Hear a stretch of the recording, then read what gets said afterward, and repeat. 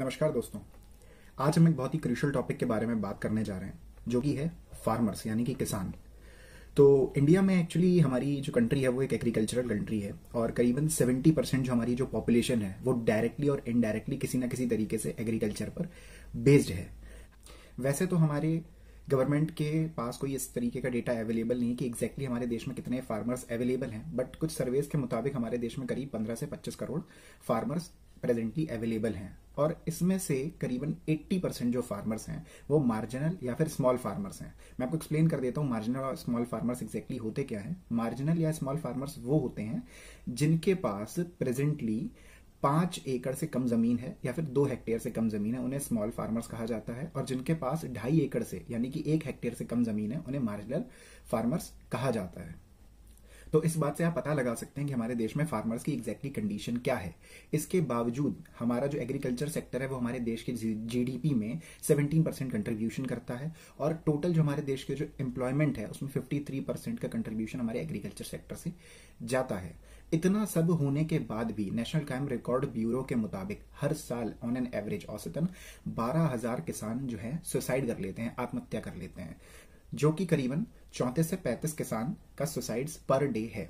ऐसा क्यों है और किस लिए हमारे देश के इतने क्रूशियल जो हमारे अन्नदाता हैं उनको सुसाइड करना पड़ता है, इसके बारे में हमें सोचना पड़ेगा। इसके पीछे बहुत सारे कारण हैं, मैं कुछ कारण आपको एक्सप्लेन कर देता हूं। सबसे पहला कारण है बैड वेदर कंडीशन।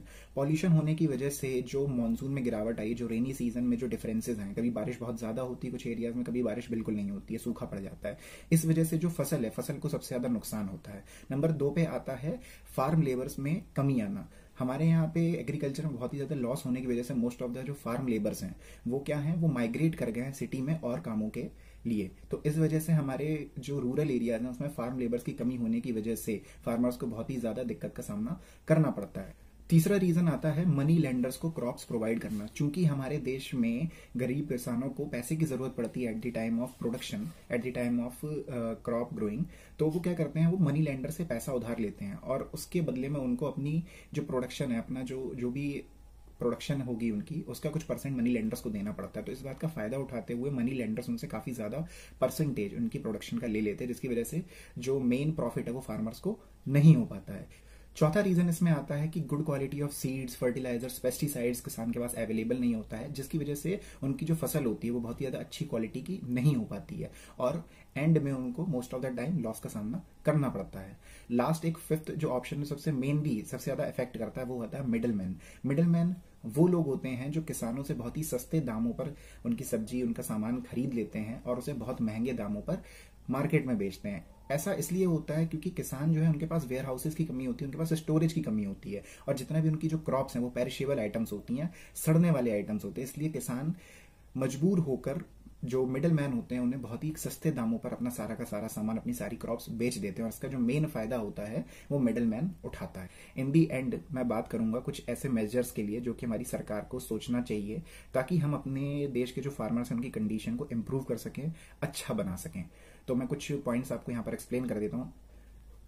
नंबर 1 पर है, सबसे पहले तो हमारे फार्मर्स को जो सबसे इंपॉर्टेंट चीज है वो है वाटर की फैसिलिटी प्रोवाइड करना, good quality of irrigation provide करना। तो इरिगेशन फैसिलिटी और वाटर फैसिलिटी हमको सबसे पहले प्रोवाइड करनी पड़ेगी। तो सरकार को सबसे ज्यादा इस चीज पर ध्यान देना चाहिए कि मैक्सिमम एरियाज में जहां पर फार्मर्स वर्क करते हैं उनको गुड क्वालिटी ऑफ वाटर और इरिगेशन फैसिलिटी प्रोवाइड की जा सके। नंबर 2 पर आता है good quality of seeds, fertilizers and pesticides. Government को सस्ते दामों पर या फिर फ्री ऑफ कॉस्ट हमारे देश के जो फार्मर्स हैं उनको सीड्स, फर्टिलाइजर्स और पेस्टिसाइड्स सस्ते दामों पर प्रोवाइड करने चाहिए ताकि वो इजीली अवेलेबल भी हों और हमारे जो किसान हैं वो उन्हें इजीली खरीद के अपनी जो क्रॉप है उसका प्रोडक्शन इंप्रूव कर सकें।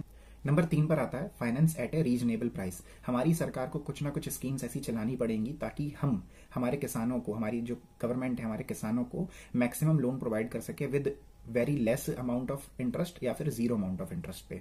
तो इससे बहुत ही ज्यादा बेनिफिट हमारे किसानों को होगा क्योंकि ये हमारे जो किसान है उनको मनी लेंडर्स से बचाएगा। नंबर 4 पे आता है एलिमिनेट द मिडल मैन। हमारी गवर्नमेंट को मैक्सिमम वेयर हाउसिंग पे वर्क करना चाहिए, वेयर हाउसेस पे वर्क करना चाहिए, प्लस डायरेक्ट हमारे किसानों से हमारी गवर्नमेंट को जो क्रॉप्स हैं उनको खरीदना चाहिए एट ए रीजनेबल प्राइस। क्योंकि मिडल मैन जो होते हैं वो बहुत ही ज़्यादा, सबसे ज़्यादा एक्सप्लॉयटेशन जो किसानों का करते हैं वो हमारे यहाँ के मिडल मैन करते हैं। तो हमारी गवर्नमेंट को कोई ना कोई ऐसी टेक्निक इन्वॉल्व करनी पड़ेगी, इन्वेंट करनी पड़ेगी, ताकि हमारी जो गवर्नमेंट है वो डायरेक्ट हमारे किसानों से परचेज करके उनको एक रीजनेबल प्राइस दे सके, ताकि जो मिडल मैन है उसको परमानेंटली एलिमिनेट किया जा सके। तो ये कुछ मेजर स्टेप्स थे जो कि हमारी सरकार को सोचना चाहिए, इस पे वर्क करना चाहिए, ताकि हम लोग अपने देश के जो फीडर्स हैं, हमारे देश के जो अन्नदाता हैं, एटलीस्ट उनको सेव कर सके, बचा सके। तो दोस्तों आज की वीडियो में बस इतना ही। आप लोगों की क्या राय है आप मुझे कमेंट बॉक्स में लिख के बता सकते हैं। अगर आपको ये वीडियो पसंद आई है तो प्लीज़ मेरी वीडियो को लाइक करिए, ज़्यादा से ज़्यादा शेयर करिए, अपनी फैमिली के साथ शेयर करिए और मेरे चैनल को सब्सक्राइब करिए। Thank you very much.